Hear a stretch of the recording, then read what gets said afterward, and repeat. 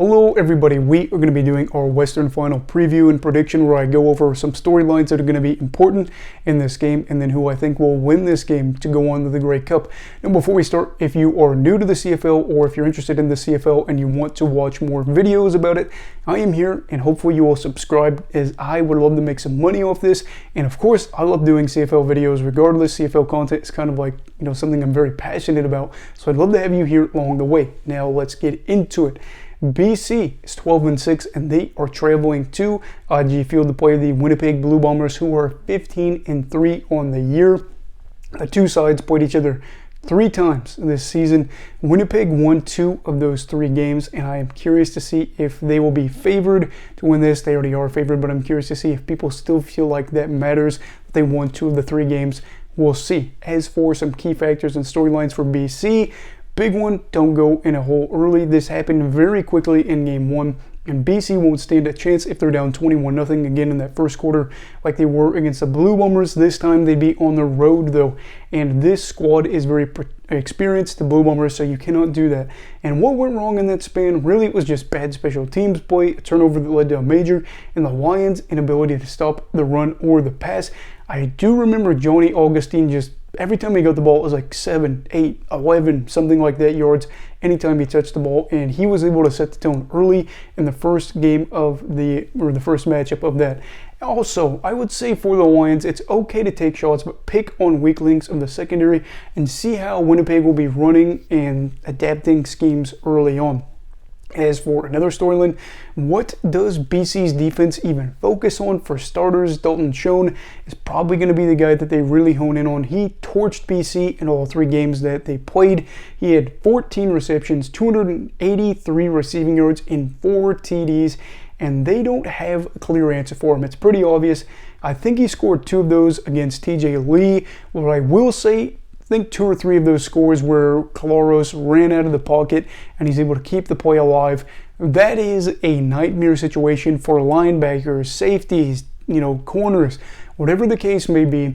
If you are in coverage and the quarterback's able to keep the play alive and it comes to be a little bit of a scramble with the CFL end zone, especially where Schoen has been able to find success, that is a problem because there is space.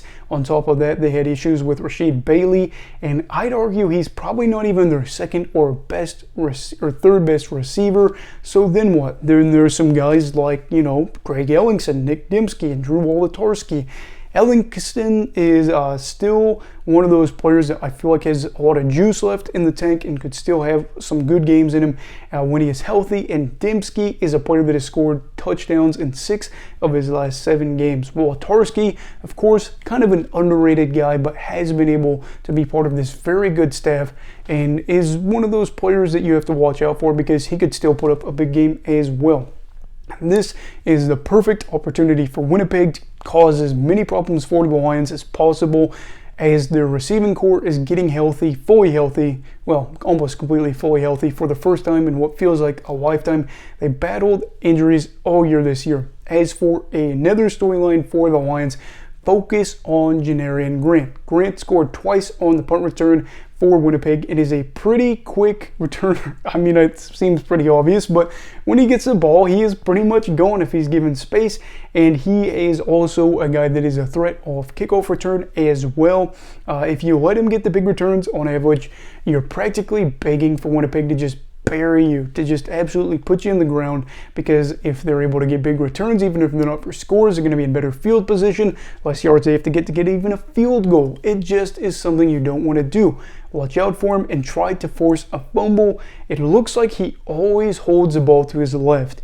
Now, I've only seen highlights in some old highlights from the games, and then of course from the scores, stuff like that. But when he runs, he almost always puts that ball in his left hand. And while it does look like he probably has a pretty good handle on it, there is a lot of movement. You can either go one more and try to yank it out, or you can just try to punch it out. If you're going to do that, you're probably hoping to get multiple players. If you're going to punch it out, that way somebody can grab him, the other one can get it with their right hand to pop the ball out to the left, rather than have it skew to his right to where his right hand could get it. I don't exactly know if BC is going through all that, probably are, but watch out for him holding the ball in his left hand in this game. As for storylines for Winnipeg, how will their defense prepare for Nathan Rourke? Rourke was a guy that put up some of the best numbers in the league this season, and he was very good. Now, he didn't put up the best stat line against the Blue Bombers that first time that they played each other, but he was able to rally back with his team and make it a kind of game in this one. And it could be a sign that while he started off kind of slow, and that he did adapt and is ready to play this Winnipeg defense. I would say if Winnipeg wants to really be focused on winning this game, they might want to try to apply pressure solely with their defensive line or an occasional blitz with just one linebacker. The Lions and Rourke seem to do very well getting separation early with the receivers and then getting the throws out quick and then getting them in open space where they can make things happen for themselves. If you're able to send guys back, keep them in man, whatever you want to do. But if you're able to just send 4 guys and then set everybody else back in coverage and then run different schemes for your coverages, then you're going to be in a great spot. Winnipeg, a team that really would be all right to do so. I think their defensive line is definitely good enough on most nights to be able to get it done in a 4-on-5 matchup. But I'd really like to see what they do here. And I think for them, they're going to have to figure out how that's going to work early on. As for the defense, they also have to watch out for Rourke's foot injury and how he will adjust to their team. As for Richie Hall, I think he's going to be very focused, the defensive coordinator for the Blue Bombers, I should say, very focused on how Rourke does with that foot. He is probably thinking, I could either get pressure on him or I could keep him hemmed in to where he has to be forced to make throws where we've got a lot of guys back in coverage, because if he's not mobile, you really don't have to have somebody on him. Whereas Rourke, when he's fully healthy, is a guy that can get outside of the pocket and make plays with his legs. I am looking at this right now thinking that, he even said it himself, with the cold weather, my foot might feel better. If you've ever had a foot injury, I think a lot of people realize that as soon as it gets hit in game, it just hurts so much because it's cold. Your foot isn't numb. It just is like having needles poke you. So for Hull and his defense, they're going to have to figure out how mobile Rourke really is. And they probably try to keep an eye on that in that pass game that they had Rourke in there for like 11 passing attempts. He only ran the ball once, if I remember right. Now, as for their offense, will the run game be used early and often? Winnipeg may avoid some of the issues that we saw with them last year in the Western Final with turnovers. Saskatchewan really could have put them on the ropes with turnovers, and they might be thinking with the weather and with some of the issues that they ran into last year with coughing up the ball or just throwing it into some bad coverage, then you're probably thinking maybe run more, throw less early on in this game. The weather could be a factor, like I said, and Winnipeg does like to throw the deep ball. I would think that if you are the Bombers, want to see early on if your receivers can even find footing on the field. I have played on, some tough grass, and I've played on some tough fields just in general when it gets cold. I'm not saying that I'm an expert by any means, but as a DB, former DB, it was really hard to find footing. So for the Blue Bombers, I think they could try to run early on just to figure out when they're even doing run plays to see if their receivers could figure out how the footing is going to work in this one. Also, we'll have to see if the Lions do well against these running backs at this point, because Winnipeg has multiple guys that you could say, they could hurt the Lions, whereas the Lions really haven't been burned by anybody in a minute. I know that they've had some games where they gave up a good average against, but they haven't had somebody just really torch them except for probably Frankie Hickson. This was a little bit ago. And for the Bombers, trying to figure out, do they go back to Johnny Augustine, who really put it up against the Bombers or the Lions, or do they keep going with Brady? That is going to be a very good thing to see. And for the final storyline for Winnipeg, will they have tunnel vision or can they avoid tunnel vision? This group already has a lot of players that are part of 2 Grey Cup championships and showed their ability to defend their title last season, which I think is big. Knowing that they defended the crown makes me feel like they're a little bit less likely to avoid that tunnel vision as opposed to a team that is looking to say, we are the reigning champion, we've got to figure out a way to be back-to-back. They've already done that. Now they focus on becoming back-to-back-to-back champs. But I will say they're also looking to etch themselves into the record books as a dynasty, which is something that could cause more tunnel vision. Now they're not looking to be going back-to-back, they're looking to be part of CFL history and to become this very dominant era of Winnipeg Blue Bombers football, which they've already shown to be able to do so, but maybe that could happen. And they do have some young guys as well, like Schoen, who may feel the intensity of the crowd and try to just really help out his guys and try to get gutsy, make some weird decisions, maybe stretch out their arm to get a first down, something like that. really want to watch out for whether or not the Bombers are able to handle this. As for some other storylines, can the Domed Lions handle the elements?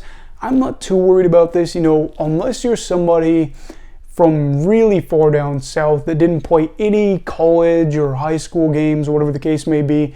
If you didn't play any games like that up north, then that would be an issue. But for the most part, I feel like everybody's probably played in snow. Everybody's had some icy fields, stuff like that.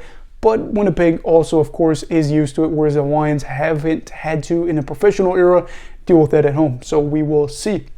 And for another storyline, just a little side thing, will the Blue Bombers overlook the Lions? I mean, it is worth asking. The Blue Bombers are one win away from going back to the Grey Cup.